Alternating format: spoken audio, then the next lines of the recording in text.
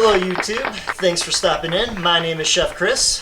And I'm Chef Phil. Welcome to Big Small Cooking, where we do big flavors. On a small budget. And today we're bringing you beef shish kebabs. Let's get into it. So the first thing we're going to do is make some chimichurri for our beef shish kebabs. It's a red wine vinegar, lime, parsley, and cilantro vinaigrette. Here's the recipe.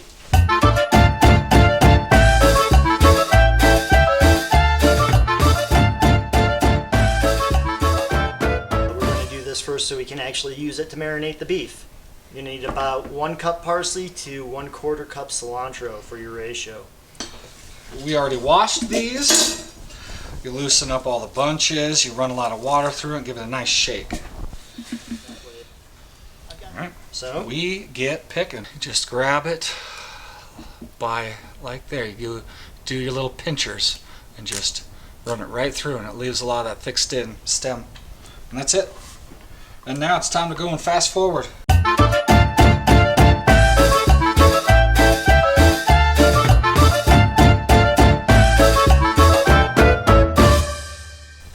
Chopping parsley. Now we're just wanting to run a knife through this. A nice sharp knife, always. You don't want to bruise this stuff up. It gets bitter. It starts tasting like grass clipping smell. So you just kind of try to bunch it up. We're just going to run this knife through to help that blender do some of the work, because we don't want to pulverize it. And you just sort of claw that thing with your fingertips to protect them from the knife, and just sort of keep inching it back. This doesn't have to be perfect, just doing part of the work for the blender. This is not going to be something that's fully emulsified either. You just blend all these things together, because it's a marinade and a sauce. Alright, there is our parsley. Good enough. Okay, so Chef Chris has our cilantro picked. We'll just pull that off of that nice board. Do the same thing, it's much smaller. So we just bunch it up, just like the last one. Just run our knife through, back and forth. Back and forth. We're going to keep our parsley in the container that we're going to blend it in, but we're not going to fully blend it. We're going to leave this pretty chunky, and we'll show you how to do that. Okay. Cilantro is done. We're going to cut some limes. 2 limes should be good for this. I always love doing this with citrus. Just add a little bit of that zest. Just hold your guy on the board so you don't bang your knuckles and shave them into your food. And just run that thing across. Just a couple. You don't want a lot. You just want a little bit of that extra sweet, oily lime. It makes it delicious. And when you're cleaning garlic, I like to cut the end of the clove real quick. Not all the way through, but when you cut it, that way you can peel it back and the skin of the garlic comes off, and you're good to go. Alright, while he is peeling that garlic, I am just going to squeeze these limes right into here. These single-use tools like a juicer are great, but you don't need it. These 4 slices done. We're just going to do a quick little easy smash. Then run your knife through it lengthwise. And you don't want to chop this down too far, because it's going to go in the blender and going to get chopped down even further. And we're going to go crossways just to make a rough dice. Kind of want it chunky at this point. We're going to put it right in.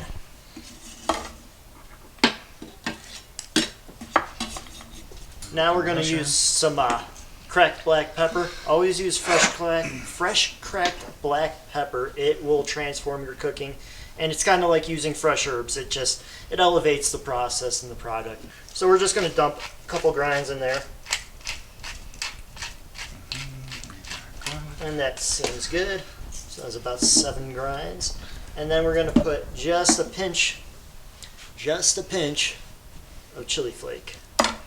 And always remember, the older your chili flake, the less potent they are. Always use kosher salt. You can see I got about half a tablespoon here. And that should be good. And now it's just vinegar and honey is all we need. And you're doing about... We're going to add about a little bit under a quarter cup. Okay.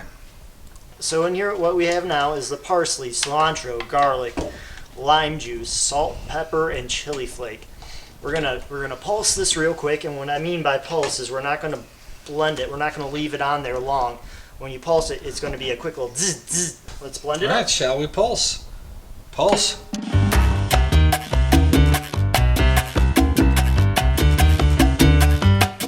Since this is a Ninja and not a regular blender, let's give it a shake so it gets all mixed up.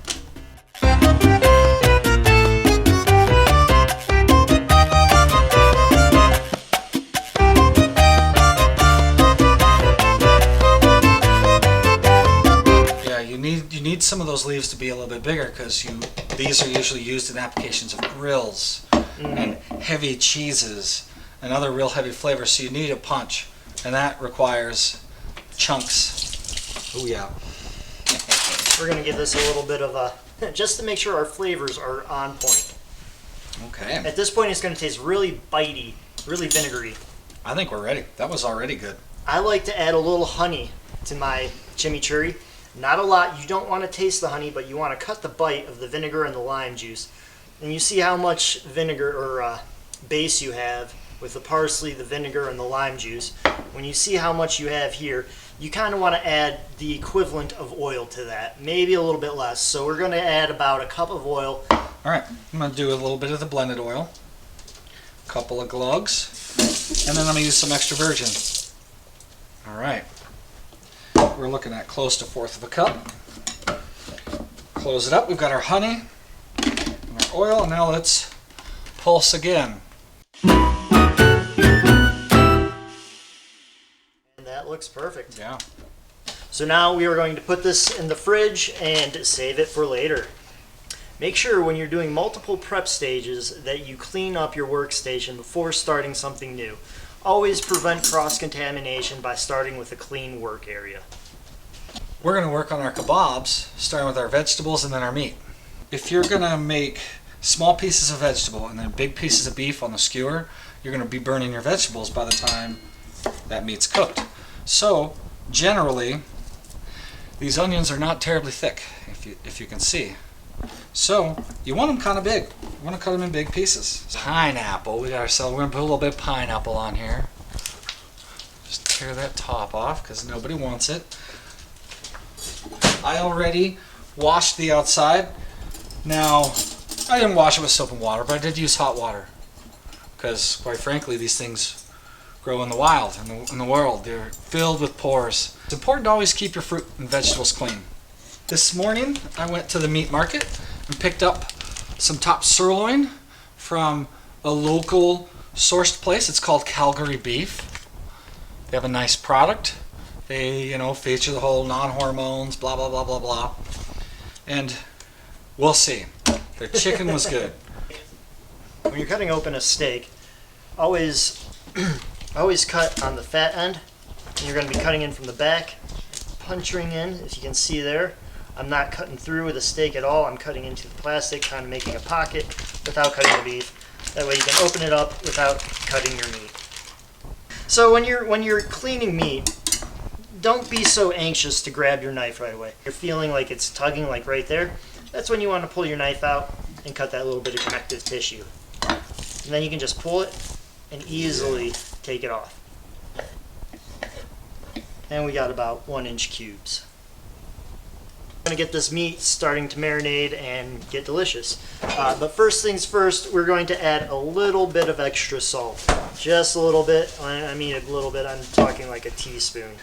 Here's that chimney from earlier. See how it is beginning to separate already? Because it's not a full emulsification. The chimney, we're going to add about a little bit less than a quarter cup. Now for the skewering. Skewers. I've got some metal skewers. And you don't want to push these down too far. If you push them tight together, you will have issues cooking them. You want to make sure they have a little bit of space so the heat can get around it. Our skewers are done. Look at those gorgeous guys. Look at that. Lovely skewers. Okay. That is good to go. That's done. What we're going to do is we're going to create our prep for our rice. We're just going to chop everything really small.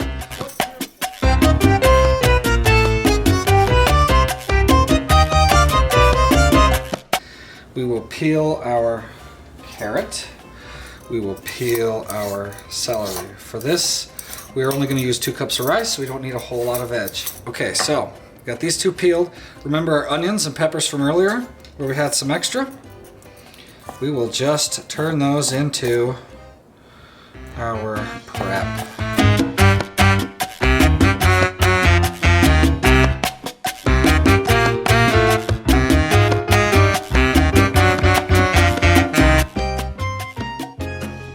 There we go. We are ready to cook our rice. Okay, one thing I forgot was to rinse all this off. These peppers leak a lot of color. These carrots leak a lot of color. Cold water. There we go. Alright, we're back with making some rice for our beef shish kebabs. So we're going to start off with some long grain rice. We put a little bit of olive oil in our pan we got preheating. Not too much. The key to making rice pilaf is to cook your rice first. You want to saute your rice with oil.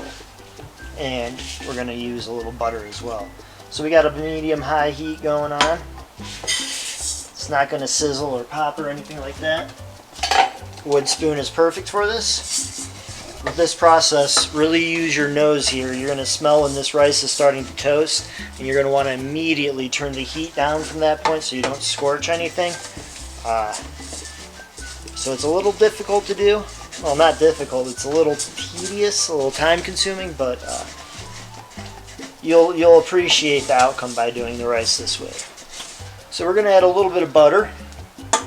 This is kind of a way to keep it from getting too hot and burning on you. You put that butter on top, you kind of stir it around, and when that butter's fully melted, you know you're close to that temperature you want. Alright, so now we're going to take our pan. We're going to add just a little bit more olive oil here. And we're going to take our vegetables that we had prepped earlier. Toss them in there. 2 teaspoons of salt. Fresh ground black pepper. We're going to use some dry thyme. When you use dry thyme, make sure you put it in your fingers and you're going to rub it together to release those oils from the dry herb, and you'll bring out the flavor of the dry spice or herb. And we're not looking for a sear on this or anything like that. We're just looking to sweat them. Sweating is literally just bringing the oils out of the vegetables, just heating them up enough in a saute pan or a pot like this to bring the oils out. Now we're going to re-add our rice.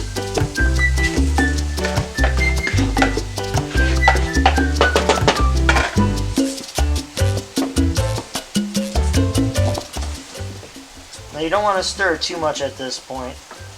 And now we're ready for our liquid. So we're going to add a bay leaf.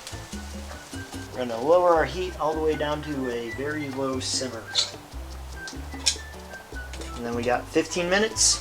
When making rice, always make sure your liquid is at a simmer before you cover it and put your timer on. Alright, it's been 15 minutes and we are back here to check on our rice. I like to use chopsticks to fluff my rice, but you can also use a fork. So carefully take the lid off. And we're going to gently fluff the rice here. Just kind of see where we're at. And that looks perfect. Alright. Nice, delicious looking rice. We're going to cover this back up. We're going to take it off the hot burner and we're going to let it sit for an additional 10 minutes. Okay, we're going to cook our kebabs. We got these lovely guys right here. Yes. Lovely kebabs. We're just gonna drop them right on our nice scraped grill. preheated grill. We're close to 500 degrees. So, yeah. And that's it. We're just going to close this lid. Actually, I need to move these over a little bit, away from the edge here. Alright, we're going to close the lid and let it go. I'm going to set a timer for 5 minutes. The timer went off, and let's flip our Kabobs. Got a little bit of stickage there. Oh, there we go. Look at these guys. Our veggies are already coming along. We might just need another 5, maybe 7 minutes to get a nice medium well. You know, I've noticed with metal, guys, the meat cooks faster because that metal transfers all that heat right through the center. I'm gonna set another 5-minute timer, and I'm thinking we might be done. Might be ready to eat. All right, here we go. Here we are. Oh boy, those look good, don't they? I almost say they're ready. I'm happy. That was only 10 minutes of cook time, wasn't it? That was not bad at all. We were at a rolling 400 degrees with that. Let's turn the gas off, turn the burners off, and shut the lid. We are done. Let's go inside and make our food. All right, our kebabs are cooked. Our rice pilaf is cooked, and we're ready to eat. Let us serve it up. We'll just take a couple of, oh gosh, that looks good. A couple of spoons of the rice. Right there. And what's that? Oh man, that looks good. And then our kebabs. Let's use our towel just in case this is hot. And voila. Boy, that is quite a bit.